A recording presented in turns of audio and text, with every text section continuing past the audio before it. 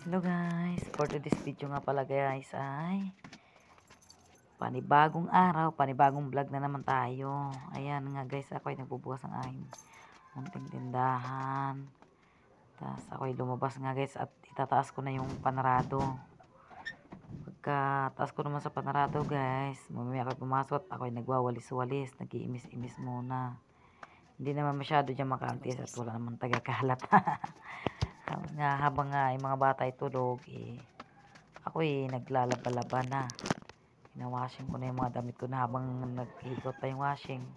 Dito muna ako sa tindahan. Dahil ang mga bata ay tulog pa nga. Yun. Ang hirap. Guys, ang hirap gumawa ng content. Ano guys?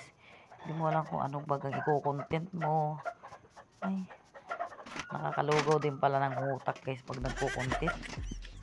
Tapos ayan nga, kung ano lang yung gagawin mo sa loob ng mga ginagawa ko sa loob ng bahay guys. Ayan, yan lang yung kino-content ko, binablog ko.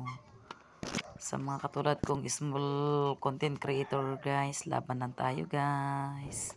Salamat!